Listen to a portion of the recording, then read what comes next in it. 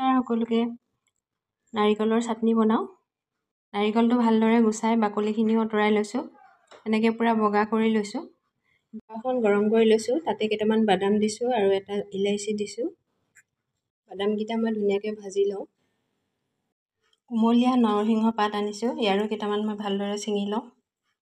ইমানকেইটা হ'লে হৈ যাব।